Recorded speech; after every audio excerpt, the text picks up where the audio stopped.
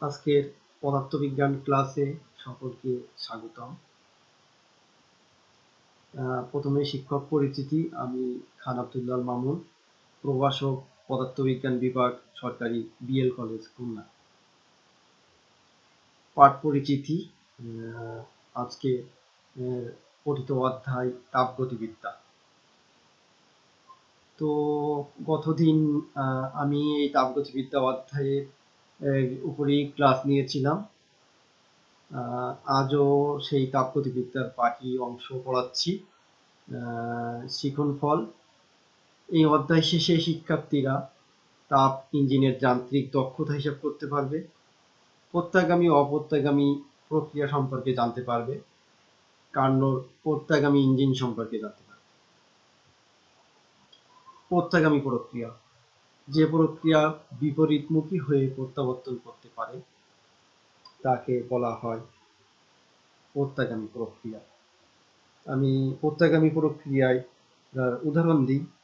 বরফে যদি নির্দিষ্ট পরিমাণ তাপ শোষণ করে পানিতে পরিণত হয়, আবার ওই পানি একই পরিমাণ তাপ বর্জন করলে আগের মতো বরফে রূপান্তরিত হয়। অতএব এ প্রক্রিয়া প্রত্যাগামী প্রক্রিয়া, অর্থাৎ এই প্রক্রিয়াটা বিপরীতমুখী হয়ে প্রত্যাবর্তন করতে পারছে, এই কারণে এ প্রক্রিয়াটি প্রত্যাগামী প্রক্রিয়া। সমগামী ও পশ্চাৎগামী প্রক্রিয়ার প্রতি পর্যায়ের তাপ ও কাজের ফলাফল সমান ও বিপরীত হয়। এরপর আসি অপ্রত্যাগামী প্রক্রিয়া। যে প্রক্রিয়া বিপরীতমুখী হয়ে প্রত্যাবর্তন করতে পারে না তাকে অপ্রত্যাগামী প্রক্রিয়া বলে। সকল প্রাকৃতিক প্রক্রিয়াই হলো অপ্রত্যাগামী প্রক্রিয়া। যেমন উদাহরণ হলো বৈদ্যুতিক রোধকের মধ্য দিয়ে বিদ্যুৎ প্রবাহিত হলে তাপ সৃষ্টি হয়। এই তাপ কিন্তু আমরা আবার পরবর্তীতে আবার পূর্বের অবস্থায় ফিরিয়ে পাই না, অর্থাৎ যে বিদ্যুৎ প্রবাহিত হচ্ছে, পূর্বের যে পরিমাণ বিদ্যুৎ প্রবাহিত হচ্ছে ওই প্রক্রিয়া আবার কিন্তু রিপিট হচ্ছে না, তাই এই প্রক্রিয়াটি হলো অপ্রত্যাগামী প্রক্রিয়া। প্রত্যাগামী ও অপ্রত্যাগামী প্রক্রিয়ার মধ্যে পার্থক্য। প্রত্যাগামী প্রক্রিয়া, এ প্রক্রিয়া খুব ধীর প্রক্রিয়া, অপ্রত্যাগামী প্রক্রিয়া খুব দ্রুত প্রক্রিয়া। প্রত্যাগামী প্রক্রিয়া স্বতঃস্ফূর্ত নয়, অপ্রত্যাগামী প্রক্রিয়া স্বতঃস্ফূর্ত। 3 নাম্বার, কার্যনির্বাহক বস্তু প্রাথমিক অবস্থায় ফিরে আসে। অপ্রত্যাগামী প্রক্রিয়ায় কার্যনির্বাহক বস্তু প্রাথমিক অবস্থায় ফিরে আসতে পারে না। এ প্রক্রিয়া অপচয়মূলক প্রভাব থেকে মুক্ত, অর্থাৎ প্রত্যাগামী প্রক্রিয়া হলো অপচয়মূলক প্রভাব থেকে মুক্ত, কারণ যেহেতু এই প্রক্রিয়া আবার পূর্বের অবস্থায় ফিরে এসে পুনরাবৃত্তি ঘটায়, তাই এই কারণে এ প্রক্রিয়া অপচয়মূলক প্রভাব থেকে মুক্ত। অপ্রত্যাগামী প্রক্রিয়া অপচয়মূলক প্রভাব থেকে মুক্ত নয়। কার্নো প্রত্যাগামী ইঞ্জিনের বর্ণনা। 1824 খ্রিস্টাব্দে ফরাসি প্রকৌশলী সাদি কার্নো তাত্ত্বিক আলোচনার জন্য সকল দোষ ত্রুটি মুক্ত একটি আদর্শ ইঞ্জিনের কল্পনা করেন, যা কার্নোর ইঞ্জিন নামে পরিচিত। এই ইঞ্জিনের নিম্নলিখিত অংশগুলো আছে। একটি সিলিন্ডার সি, সিলিন্ডারের দেয়াল সম্পূর্ণভাবে তাপ পরিবাহী পদার্থের তৈরি।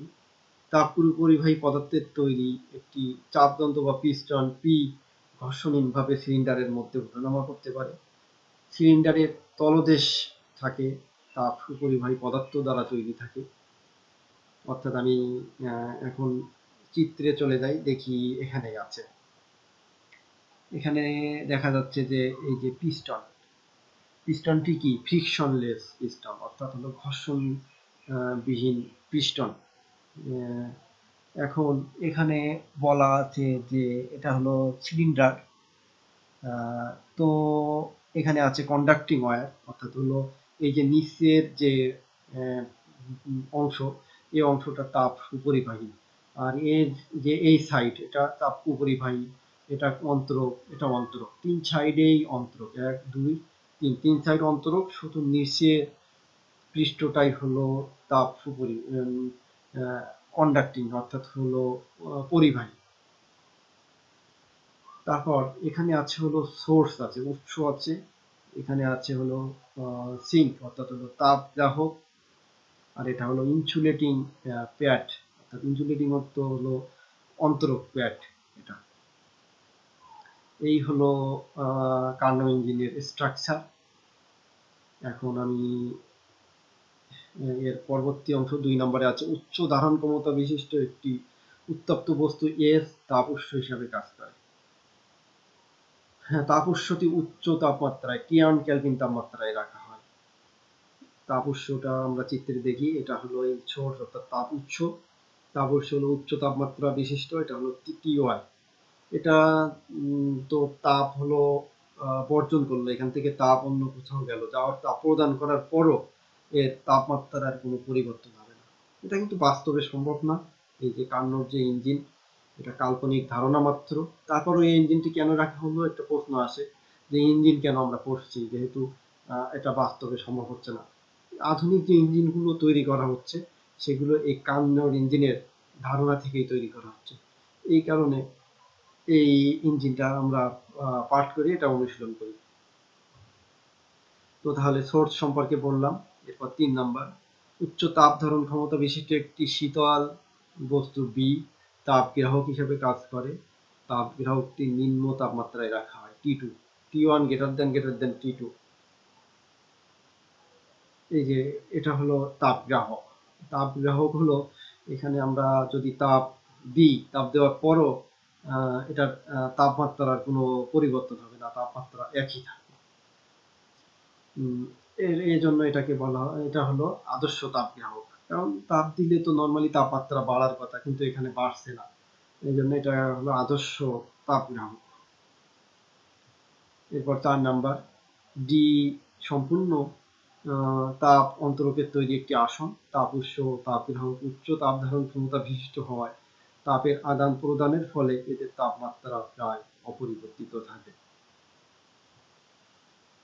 তো এই হলো, এখন আমি কার্নোর ইঞ্জিনের বর্ণনাতে আসি। বর্ণনাতে যদি আসি তাহলে এভাবে আসে। এখানে এখানে আমরা আবার ব্যাগের চিত্রতে চলে যাই। এই যে এখানে এই চিত্রতে রাখলাম, এটা হলো কি ইঞ্জিন, এটা হলো ইঞ্জিন, এটা হলো উৎস। এখন আমরা ইঞ্জিনটাকে প্রথমে উৎসের উপরে নিয়ে আসবো। ইঞ্জিনটাকে উৎসের উপরে নিয়ে আসলে কি ঘটবে, এই সোর্স হলো, উৎস হলো উচ্চ তাপমাত্রা বিশিষ্ট। এখান থেকে তাপ চলে যাবে হলো তোমার ইঞ্জিনে চলে যাবে। যাওয়ার পরে তোমার যাওয়ার পরও এটা হলো, এখানে তাপমাত্রার কোনো পরিবর্তন হবে না, অর্থাৎ এই পরিবর্তন হবে সমুষ্ণ প্রক্রিয়ায়। ইঞ্জিন তাপ শক্তি গ্রহণ করবে। এখন গ্রহণ করার পরে তাহলে আসি যে তাপগতিবিদ্যার যে প্রথম সূত্র ছিল dq = du + dw। dq = du + dw লিখি, দেখার পরে এখানে যেহেতু সমুষ্ণ প্রক্রিয়া, অভ্যন্তরীণ শক্তির পরিবর্তন হবে না, অর্থাৎ du = 0, তাহলে dq = dw কে লেখা যায় pdv, dw = pdv, অর্থাৎ dw = pdv লিখলে এখানে আয়তন বাড়বে। আয়তন যদি বাড়ে সেক্ষেত্রে বয়েলের সূত্র থেকে, যেহেতু সমুষ্ণ প্রক্রিয়া, বয়েলের সূত্র মেনে চলে, আয়তন বাড়লে চাপ কমে, তাহলে চাপ কমবে। আর এখানে যেহেতু সমুষ্ণ প্রক্রিয়া, টি ধ্রুব থাকবে, তাহলে এখানে ঘটনা হলো আয়তন বাড়বে, চাপ কমবে, টি পরিবর্তন হবে না, টেম্পারেচার পরিবর্তন হবে না। এই হলো প্রসেস 1। এরপর আসি প্রসেস 2, অর্থাৎ হলো এই ইঞ্জিনটাকে আমরা যে ইনসুলেটিং প্যাড দেখতে পাচ্ছি এটার উপরে রাখবো। রাখার পরে এখানে কি করবো, অর্থাৎ হলো তাপ অন্তরক আসন যেটা, সেটার উপরে রাখবো। রাখার ফলে এখানে যেহেতু এই সাইডটা হলো, 3 সাইডই হলো অন্তরক, 1 2 3, 3 সাইড অন্তরক, শুধু নিচের পৃষ্ঠটা হলো পরিবাহী। তাহলে এখানে এর উপরে রাখলে, যেহেতু এটা এবার হলো অন্তরক, তাহলে এখানে তাপের আদান প্রদান করবে না, অর্থাৎ dq = 0। তাহলে এই প্রক্রিয়াটি হলো রুদ্ধতাপীয় প্রক্রিয়া। রুদ্ধতাপীয় প্রক্রিয়া আমরা জানি dq = 0। তাহলে তাপগতিবিদ্যার প্রথম সূত্র থেকে dq = du + pdv = 0। তাহলে এখানে লেখা যায় pdv = -du, অর্থাৎ অন্তঃস্থ শক্তির পরিমাণ কমে যাচ্ছে, অন্তঃস্থ শক্তির পরিমাণ কমে গেলে তাপমাত্রা কমবে। কারণ কি, এখানে তোমার আয়তন কিন্তু এই ভিতরে গ্যাস আছে, এর ফলে আয়তন কিন্তু এখানেও বাড়বে। তো আয়তন বাড়ার ফলে চাপ কমবে, চাপ কমলে তাহলে এটা হবে পিডিবিটা, এখানে যেহেতু আয়তন বাড়ছে তাহলে পিডিবি পজিটিভ, পিডিবি পজিটিভ হলে অন্তঃস্থ শক্তি নেগেটিভ, তাহলে অন্তঃস্থ শক্তি নেগেটিভ হলে তখন তাপমাত্রা কমবে। তাহলে এখানে তাপমাত্রা কমলো। এখন আমরা উপরের যে প্রসেসটা, প্রথম যে প্রসেসটা দেখছিলাম সেটা এবং এটার গ্রাফ দেখব। এই যে প্রথম যে এইটা দেখছিলাম, আয়তন বাড়ছে, এই যে পি ভার্সেস ভি গ্রাফ, অর্থাৎ চাপ ভার্সেস আয়তন যে গ্রাফ যদি অঙ্কন করি, তাহলে আমরা এই 1 নম্বরে আসি। এখানে প্রথম যে প্রসেসটা দেখিয়েছিলাম সেখানে আয়তন বাড়ছিল, অর্থাৎ আয়তন বাড়লে এদিকে বাড়বে, এক চক্রবার এদিকে আসবে। আয়তন বাড়ছে কিন্তু কমছে হলো চাপ, অর্থাৎ চাপ হলো এটা, চাপ কমলে তাহলে কি নিচের দিকে আসবে। আয়তন বাড়ার সাথে সাথে চাপ কমছে, তাহলে এদিকে আসলো। আর যেহেতু সমষ্ণ প্রক্রিয়া, তাহলে এটা ড্র করলাম, তাহলে P1 V1 T1 এর এটা হলো এখানে আসার ফলে এবার প্রসেস 2 এ যেটা বের করলাম সেখানে হলো তাপমাত্রা কমবে, আয়তন বাড়বে, চাপ কমবে। তাহলে এখানেও আয়তন বাড়বে, এই যে আয়তন বাড়ার জন্য এদিকে নিয়ে আসছি কিছুটা, এটা কিন্তু রুদ্ধতাপীয় লেক, রুদ্ধতাপীয় লেক এই জন্য বেশি খাড়া, অর্থাৎ এটা খুব দ্রুতই নিচে নেমে আসছে। তো এখানে প্রসেস 2 এ ভি বাড়ছে, চাপটা হলো কমছে, তা চাপ কমার কারণে চাপের মানটা আমরা এই যে কমিয়ে নিচে নামিয়ে দিয়েছি, অর্থাৎ চাপের মান কমে গেছে। এখন প্রসেস নাম্বার 3তে এসে এখানেও ঘটবে। এখানে 3 নাম্বার প্রসেসে হলো, আমি আবার চিত্রে ফিরে যাই, এখানে আসলাম। এই যে ইঞ্জিনটাকে আমরা তাপগ্রাহকের উপরে রাখলাম, তাপগ্রাহকের উপরে রাখলে এখানেও যে টেম্পারেচার ছিল T2টা থাকবে হলো কনস্ট্যান্ট, থাকার ফলে যেহেতু সমষ্ণ প্রক্রিয়া এটি, তাহলে অন্তঃস্থ শক্তি পরিবর্তন ডিউ ইকুয়াল টু 0, তাহলে টিকিউ ইকুয়াল টু ডিউ এর জায়গায় 0 বসায়, 0 প্লাস পিডিবি, তাহলে পিডিবি থাকে, অর্থাৎ এখানে মেশিন তাপ শক্তি, যেহেতু মেশিন হলো তাপ শক্তি বর্জন করবে, অর্থাৎ ডিকিউ হবে নেগেটিভ, তাহলে ডিভি হবে নেগেটিভ, ডিকিউ ইকুয়াল টু যেহেতু পিডিবি, তাহলে ডিকিউ নেগেটিভ হওয়ায় ডিভিও নেগেটিভ হবে। ডিভি নেগেটিভ হলে মানে আয়তন নেগেটিভ, তাহলে চাপ হবে বাড়বে, এখানে এই ঘটনা ঘটবে। তাহলে এই চিত্রটা যদি দেখি, যদি গ্রাফে যদি এটাকে উপস্থাপন করি, তাহলে এমন আসে যে এখানে আয়তনটা কমছে, তাহলে কমলে বাম দিকে চলে আসবে, আয়তনটা কমলো এবং চাপটা বাড়লো, চাপটা বাড়ার কারণে একটু উপরের দিকে উঠছে,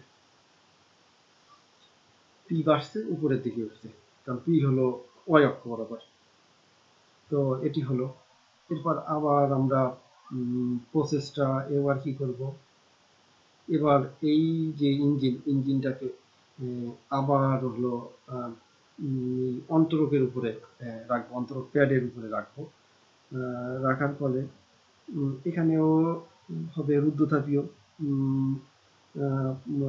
সংকোচন করবে, তাহলে সেক্ষেত্রে এখানে DQ equal to 0, DU plus PDV equal to 0, তাহলে এখানেও আয়তন কমবে, এর ফলে চাপ বাড়বে, চাপ বাড়লে তাহলে ডিবি ইকুয়াল টু হবে নেগেটিভ, আর ডিইউ অন্তঃস্থ শক্তির পরিবর্তন হবে এখানে পজিটিভ। তাহলে এটার ফিগারও হবে ঠিক একইভাবে ফিরে যাবে। এটা আবার 1 নম্বরে ঠিক এই চিত্র অনুসারে ফিরে যাবে। এভাবে কার্নোট ইঞ্জিনটি গঠন প্রণালী অনেকটা এমনই। তো এটা তোমরা দেখবে। এখন এরপরে আমরা যদি আবারও চিত্রতে দেখি, এখানে যে T1 আছে এখান থেকে Q1 পরিমাণ তাপ ইঞ্জিনে যাচ্ছে, আবার ঠিক ইঞ্জিন থেকে Q2 পরিমাণ তাপ গ্রাহকে যাচ্ছে। তাহলে এখানে তাপমাত্রা অর্থাৎ হলো তাপ শক্তিকে QT টোটাল যদি তাপ হিসাব করি Q1 মাইনাস Q2 পরিমাণ তাপ শক্তিকে কাজে পরিণত করে, অর্থাৎ W Q1 মাইনাস Q2। তাহলে কর্মদক্ষতা এটা W by Q1 Q1 minus Q2 by Q1 into 100%। এটাই হলো কর্মদক্ষতা কার্নোট ইঞ্জিনের। তো এই যে কার্নোট ইঞ্জিনের তাপ ইঞ্জিনের যান্ত্রিক দক্ষতা এখানে দেখিয়ে দেওয়া হয়েছে। যান্ত্রিক দক্ষতা এটা Q1 minus Q2 by Q1। এখন একটি সৃজনশীল প্রশ্ন আছে, তোমরা দেখবে। সেটা হলো পদার্থবিজ্ঞানের একজন গবেষক সকল দোষ ত্রুটিমুক্ত একটি তাপ ইঞ্জিন তৈরি করলেন যা কার্নোট ইঞ্জিনের সাথে তুলনীয়। ইঞ্জিনটি 200 ডিগ্রি সেলসিয়াস তাপমাত্রায় তাপ উৎস থেকে 600 জুল তাপ গ্রহণ করে এবং গ্রাহকে 400 জুল তাপ অর্জন করে। তিনি বললেন উৎসের তাপমাত্রা পরিবর্তন না করেও যন্ত্রের দক্ষতা 70% করা সম্ভব। এখানে প্রশ্ন হলো ক নাম্বার, অপত্যাগামী প্রক্রিয়া কাকে বলে? ক নাম্বার, তাপের পরিবহন অপত্যাগামী প্রক্রিয়া কেন, ব্যাখ্যা করো। আমি খান আব্দুল্লাহ মামুন, প্রভাষক, সরকারি বিএল কলেজ, খুলনা। আজ আমি একাদশ শ্রেণীর পদার্থবিজ্ঞানের তাপগতিবিদ্যা অধ্যায়ের চতুর্থ ক্লাস শুরু করছি। সকলকে আজকের ক্লাসে স্বাগতম।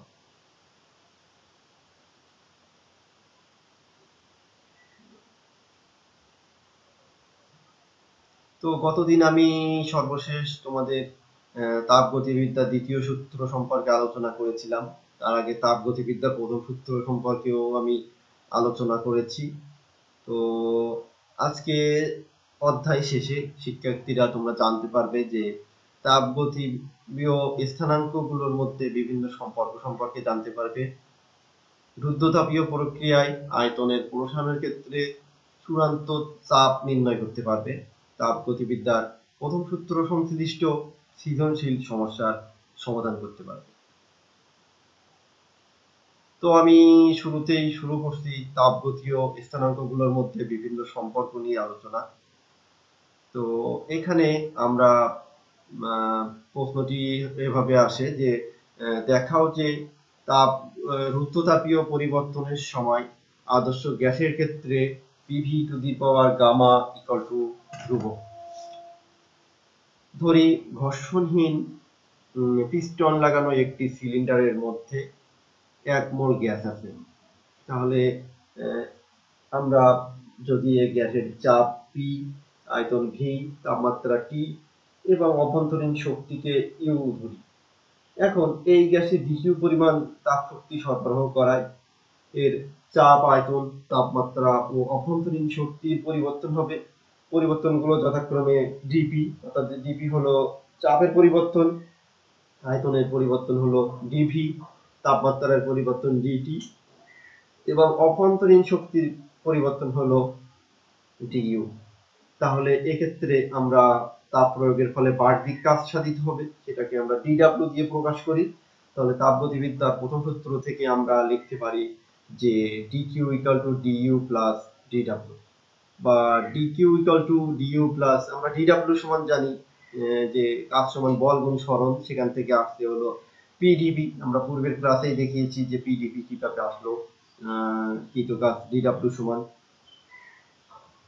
কিন্তু আমরা জানি যে এই যে du হলো অভ্যন্তরীণ শক্তি বৃদ্ধি। অভ্যন্তরীণ শক্তি বৃদ্ধি du হচ্ছে স্থির আয়তনে গ্যাসের মোলার আপেক্ষিক তাপ Cv এবং তাপমাত্রা বৃদ্ধি dT এর গুণফলের সমান। তাহলে du সমান Cv/dT। এখন রুদ্ধতাপীয় প্রক্রিয়ার ক্ষেত্রে আমরা জানি যে রুদ্ধতাপীয় প্রক্রিয়ায় তাপের আদান প্রদান ঘটে না, তাহলে সেক্ষেত্রে dQ সমান 0। তাহলে আমরা এটা সমান লিখতে পারি 0, সিবিডিটি প্লাস পিডিবি সমান 0।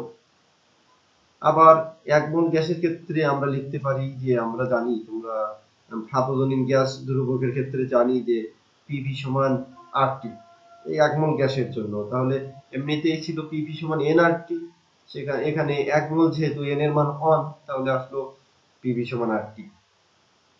এই পিভি সমান আরটি যে সমীকরণটি, এটা তোমরা পদার্থবিজ্ঞানেও, আমি জানি না যে তোমরা অন্য অধ্যায়ে পড়েছো কিনা, কিংবা ইসেও পাবে, তোমাদের রসায়নেও পাবে যে পিভি সমান এনআরটি কিভাবে আসলো। বয়েলের সূত্র, চার্লসের সূত্র থেকে এটা কম্বাইন করে তারপর আসছে। এই সমীকরণকে তোমরা টি এর সাপেক্ষে অন্তরীকরণ করে আমরা পাই। এখন টি এর সাপেক্ষে আমরা এই যে পিভি সমান আরটি কে অন্তরীকরণ করব, তাহলে D D T of P V equal to D D T of R T. এখন ডিডিটি অফ পিভি যেটা ছিল, আমরা জানি ডিডিএক্স অফ ইউভি সমান U D D X of V plus V D D X of you.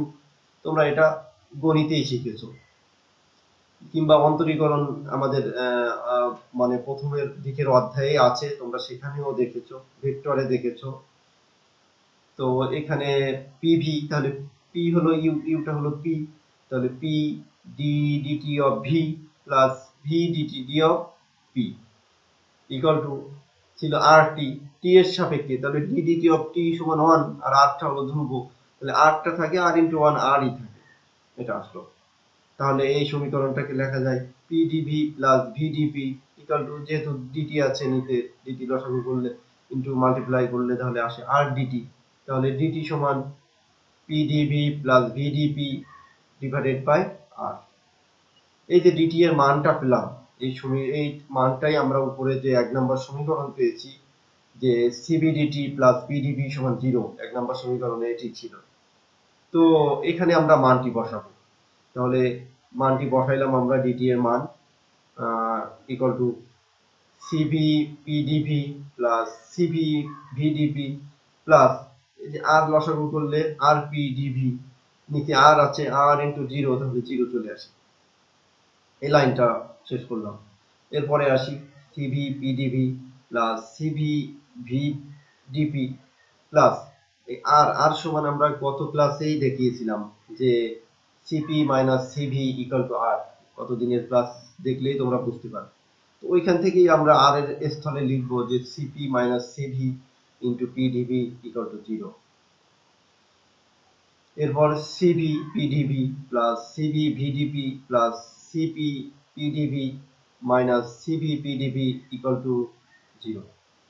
এখন এখানে কাটা যায়, দেখো সিভি পিডিভি সিভি পিডিভি এই দুটা থাকলো না, থাকে হলো CV V D P plus CP PDV equal to 0। তাহলে আমরা এই যে সমীকরণটাকে আমরা সিভি দিয়ে ভাগ করি, সিভি দিয়ে ভাগ করলে দেখো কি আসে, সিভি থাকে না, তাহলে থাকে হলো VDP plus CP divided by CV PDV equal to 0। এই সিপি বাই সিভি এটা হলো কিন্তু এটাকে আমরা পূর্বের ক্লাসে দেখেছিলাম, এটা ইকুয়াল টু গামা, তাহলে এর স্থলে আমরা গামা লিখি VDP plus gamma PDV equal to 0। এখন এই যে উপরের যে সমীকরণটাকে পেলাম, এটাকে আমরা পিভি দ্বারা ভাগ করে পাই, পিভি দিয়ে ভাগ করি, তাহলে পিভি ভাগ দিয়ে ভাগ করলে থাকে DP by P plus gamma DV by V equal to 0। একে যোজনীকরণ করে পাই, লন পি আসে এখান থেকে plus gamma ln V equal to ধ্রুবক equal to ln P plus ln, যেহেতু লনের আগে গামা আছে এটাকে পাওয়ার হিসেবে লেখা যায়, ln V to the power gamma equal to ধ্রুবক, তাহলে ln into PV to the power gamma equal to ধ্রুবক, এটা লেখা যায় এখান থেকে। তারপর আমরা যদি ধ্রুবক PV to the power gamma equal to ধ্রুবক লিখতে পারি এটাকে, তাহলে আমরা যে বলেছিলাম যে শুরুতে PV to the power gamma equal to ধ্রুবক, এটা দেখাবো, এটা আমরা দেখাতে পারছি। তো এটা তোমরা বাসায় সবাই দেখবে খেয়াল করে। এরপরে আমি এই রুদ্ধতাপীয় প্রক্রিয়ায় আয়তন প্রসারণের ক্ষেত্রে চূড়ান্ত চাপ নির্ণয় করব। অর্থাৎ এই যে একটু আগে যে সমীকরণটা আমরা দেখলাম, এটা থেকে গাণিতিক সমস্যা দেখব। এখন বলা আছে যে প্রমাণ তাপমাত্রা ও চাপের কোনো গ্যাসকে রুদ্ধতাপীয় প্রক্রিয়ায় 2.5 গুণ আয়তনে প্রসারিত করা হলে চূড়ান্ত চাপ কত হবে তা নির্ণয় করো। Gamma equal to 1.4। এখানে প্রমাণ তাপমাত্রা ও চাপ অর্থাৎ আদি চাপ আদি আয়তন, এটা হলো মানে আদি চাপ হলো 1.01 ইন্টু 10 এর পাওয়ার 5 নিউটন পার মিটার স্কয়ার। এটা আমরা জানি যে প্রমাণ তাপমাত্রা, প্রমাণ চাপ, আদি চাপ। এটা আদি চাপ বলতে প্রমাণ চাপ। আদি আয়তন আমরা ধরে নিলাম V1। তাহলে বলছে চাপের কোনো গ্যাসকে রুদ্ধতাপীয় প্রক্রিয়ায় 2.5 গুণ আয়তনে প্রসারিত করা হবে, অর্থাৎ V2 হবে এই আদি আয়তনের 2.5 গুণ, অর্থাৎ 2.5 V বের করতে হবে আমাকে। চূড়ান্ত চাপ বের করতে হবে। চূড়ান্ত চাপ P2 সমান what? তাহলে আমরা একটু আগে যে সমীকরণ পেলাম যে PV ইকুয়াল টু ধ্রুবক, এটাকে আমরা লিখতে পারি P1 V1 to the power gamma equal to P2 V2 to the power gamma. এখান থেকে P2 এর মান আমরা পাচ্ছি, তো এটা বের করবে। এটাই হলো চূড়ান্ত চাপ নির্ণয়। এরপর আসি একটি সৃজনশীল প্রশ্নের সমাধানে আসি। যেহেতু তোমাদের আমি এই অধ্যায়ের উপরে পূর্বে 3টা ক্লাস নিয়েছি, তো সেক্ষেত্রে তোমাদের মোটামুটি অনেক কিছুই সম্পর্কে তোমরা এখন জানতে পেরেছো। তো তারই আলোকেই আমি একটি সৃজনশীল দেখাচ্ছি এখন। 2 মিটার কিউব আয়তন বিশিষ্ট পিস্টনযুক্ত একটি সিলিন্ডারে কিছু গ্যাস আবদ্ধ আছে। গ্যাসের চাপ 500 প্যাসকেলে স্থির রেখে সিস্টেমে 200 জুল তাপ শক্তি খুব ধীরে ধীরে সরবরাহ করে পিস্টনটিকে বাইরের দিকে সরিয়ে বাহ্যিক বলের সাহায্যে সাম্যাবস্থানে রাখা হলো। বাহ্যিক বল সরিয়ে নেওয়া হলে সিলিন্ডারের গ্যাস 2.5 মিটার কিউব আয়তন দখল করে।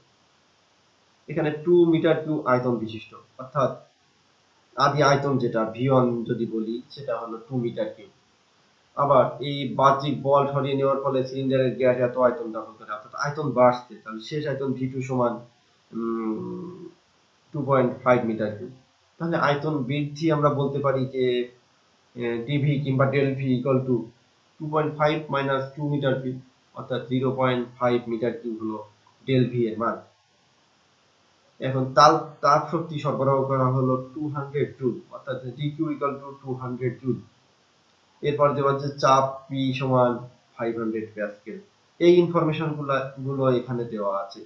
এর আলোকে আমাদের প্রশ্ন আছে হলো, প্রথমে আছে ক নাম্বার, অভ্যন্তরীণ শক্তি কি। এই অভ্যন্তরীণ শক্তি কি আমি এ সম্পর্কে প্রথম দিনের ক্লাসেই সম্ভবত এটা নিয়েই বলেছি যে অভ্যন্তরীণ শক্তি কি, তো এটা সম্পর্কে আর বলবো না। এরপর আছে খ নাম্বার, একটি সিস্টেমে তাপ দেওয়া হলে গ্যাসের কি কি পরিবর্তন সম্ভব।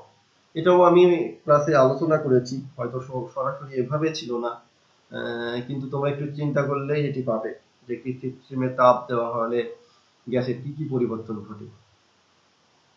আমরা তাপগতিবিদ্যার যে প্রথম সূত্র ছিল সেখানে দেখেছিলাম যে সিস্টেমে তাপ দেওয়া হলে কিছু শক্তি ব্যয় হয়, মানে dq equal to du plus dw।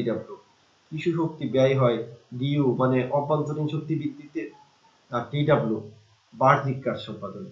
অর্থাৎ কিছু তাপ ব্যয় হয় অভ্যন্তরীণ শক্তি বৃদ্ধিতে, বাকি কাজ দ্বারা বাহ্যিক কাজ সম্পাদন করে। এখন এখানে আরেকটি বিষয় আছে, সেটি হলো সমষ্ণ প্রক্রিয়ায়, অর্থাৎ যখন তাপ খুব ধীরে ধীরে বাড়ানো হয়, অর্থাৎ তাপমাত্রা স্থির থাকে, তখন কি হয়?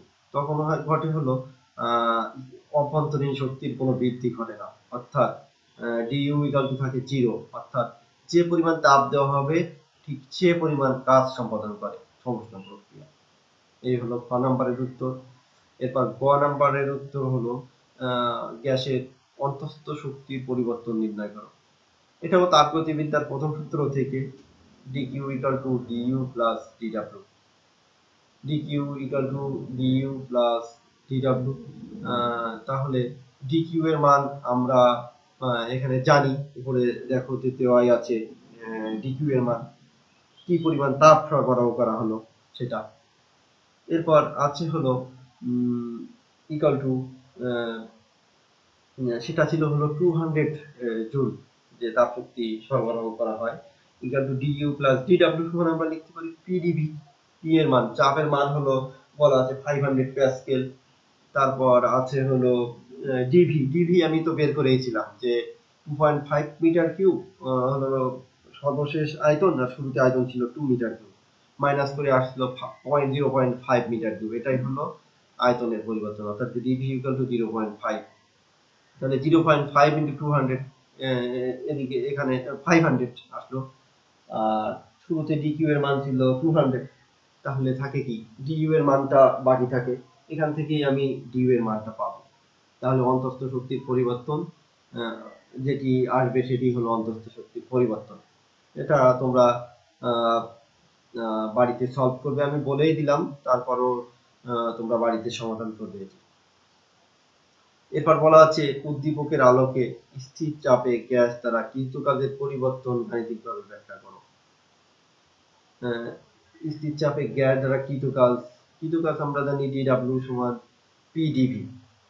পি এর মান এখানে দেওয়াই আছে 500 প্যাসকেল, ইন্টু ডিভি এর মান হলো 0.5। তাহলে এখান থেকেই তোমরা যে কৃত কাজের পরিবর্তন সেটা বের করতে পারবে। এটাও তোমরা বাড়িতে চেষ্টা করবে। এখানে আরো একটি সৃজনশীল প্রশ্ন আছে, প্রশ্নটি হলো একটি কফি পটে নাড়ানির সাহায্যে খুব জোরে কফি নাড়ানো হলো, ফলে কফির আয়তন 50 সেন্টিমিটার কিউব বৃদ্ধি পেল। একই সময়ে কফি পটে 40 জুল তাপ পরিবহন এবং পরিচালন পদ্ধতিতে নির্গত হলো। বায়ুর চাপ 1 × 10⁵ নিউটন পার মিটার স্কয়ার।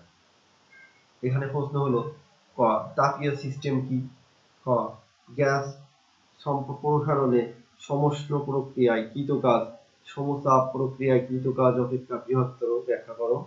গ নাম্বার কফির উপর কতটুকু কাজ করা হলো। ঘ নাম্বার এটি তাপগতিবিদ্যার প্রথম সূত্র সমর্থন করে কিনা যাচাই করে ব্যাখ্যা করো। কয়েকটি প্রশ্ন এখানে। প্রথমে আছে তাপীয় সিস্টেম কি। তাপীয় সিস্টেম সম্পর্কে আমি ক্লাসে আলোচনা করেছি। এটা হলো আমরা পরীক্ষা নিরীক্ষার জন্য জগতের যে নির্দিষ্ট অংশ বিবেচনা করি সেটাকে বলা হয় সিস্টেম। তো এইটা আমি পূর্বের ক্লাসে চিত্র সহ দেখিয়েছি, এ সম্পর্কে আর বিস্তারিত যাব না। এরপর আছে হলো খ গ্যাস প্রসারণে সমষ্ণ প্রক্রিয়ায় কৃত কাজ সমতাপ প্রক্রিয়ায় কৃত কাজ অপেক্ষা বৃহত্তর। আমরা এখানে তাপগতিবিদ্যার প্রথম সূত্রের সাহায্যে এটার ব্যাখ্যা আসে, DQ equal two DU plus DW. আমরা এটা জানি যে সমষ্ণ প্রক্রিয়ায় কি হয়, ডিইউ অর্থাৎ হলো যেহেতু তাপমাত্রার পরিবর্তন ঘটে না, তাহলে অন্তস্থ শক্তির ও কোনো পরিবর্তন ঘটে না, অর্থাৎ ডিইউ ইকুয়াল টু 0।